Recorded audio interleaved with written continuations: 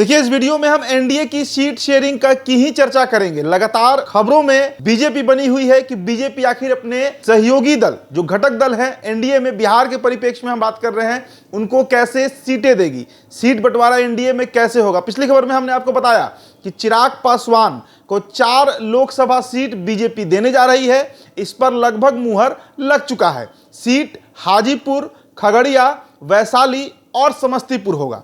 लेकिन एक और बड़ी खबर जो निकलकर सामने आ रही है वो आपसे हम साझा करने जा रहे हैं। जनता दल यूनाइटेड, हालांकि सबसे बड़े नेता राष्ट्रीय अध्यक्ष नीतीश कुमार फिलहाल यूरोप दौरे पर हैं, बिहार में है नहीं, लेकिन सम्राट चौधरी दिल्ली में है। सम्राट चौधरी सीट शेयरिंग पर फॉर्मूला तय कर रहे हैं जेपी नड्डा के साथ, अमित शाह के साथ। अब देखिए, जो खबरें निकल कर आई हैं, ये खबर पशुपति कुमार पारस के लिए महत्वपूर्ण हो सकती है और शायद इसकी जानकारी पशुपति कुमार पारस को लग भी गई होगी। बिहार के 40 लोकसभा सीट बीजेपी इस बार तैयारी में है।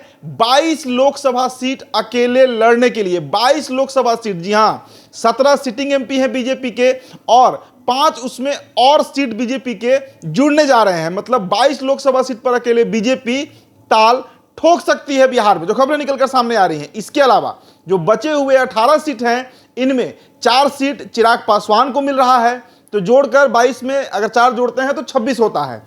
अगले अब जनता दल यूनाइटेड पर चलते हैं, जेडीयू पर। तो जदयू को बीजेपी 12 सीट दे सकती है। जी हां, जो खबरें आ रही हैं, 12 सीट जेडीयू को मिल सकता है और बचे हुए 2 सीट में 1 सीट उपेंद्र कुशवाहा और 1 सीट जीतन राम मांझी की पार्टी हिंदुस्तान अवाम मोर्चा को मिलने जा रहा है। 1-1 सीट पर कुशवाहा और मांझी को बीजेपी मनाएगी। इससे अधिक सीट बीजेपी उन्हें नहीं देने जा रही है। लेकिन एक और घटक दल है, राष्ट्रीय लोक जनशक्ति पार्टी, पशुपति कुमार पारस। उनका क्या हुआ? उनकी चर्चा एनडीए में क्यों नहीं हो रही है? अब इसके पीछे जो कारण बताया जा रहा है, वो कारण यह है कि पशुपति कुमार पारस का जो हिस्सा होगा लोकसभा सीट में, वो क्या चिराग पासवान तय करेंगे? क्या बीजेपी ने चिराग पासवान से कहा है कि अपने चाचा पशुपति कुमार पारस को कोई भी एक लोकसभा सीट आप दे दीजिए?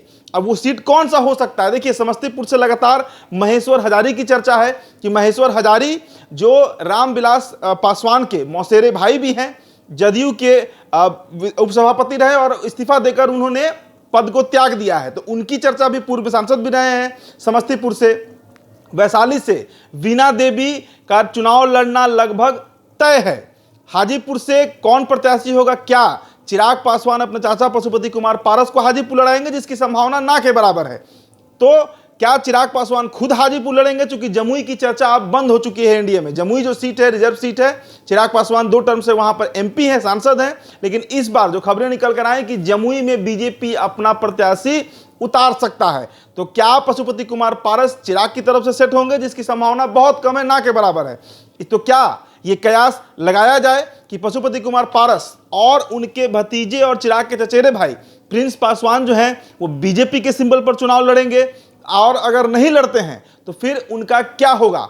जो खबरें निकल कर आ रही थी कि बीजेपी की पारस से डील है, पारस हाजीपुर लड़ेंगे, उनके पार्टी में चंदन सिंह चाहे नवादा से हो, महबूब अली कैसर खगड़िया से हो, या फिर समस्तीपुर से प्रिंस पासवान ही क्यों ना हो, सभी को उनकी सीटें मिलेंगी। लेकिन चिराग पासवान की नाराजगी, उनका मौन, बीजेपी परसों जो मुलाकात हुई जेपी नड्डा से चिराग पासवान की, उसके बाद जो खबरें निकल कर आई कि अमित शाह से भी चिराग पासवान की बात हुई है और उनको ये बात अश्योर किया गया कि आपको कम से कम बिहार की 4 लोकसभा सीटों की दावेदारी मिलने जा रही है। आप अपने प्रत्याशी के नाम अब तय करना शुरू कर दीजिए। उसके बाद चिराग पासवान का रुख भी बदला। चिराग पासवान की नाराजगी इतनी थी कि प्रधानमंत्री के रैली तक में वो नहीं पहुंचे थे और इसी से बीजेपी थोड़ी तिल मिलाई।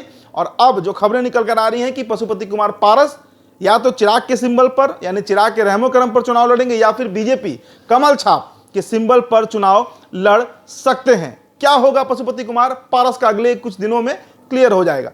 फिलहाल इस रिपोर्ट में इतना ही। बहुत बहुत शुक्रिया।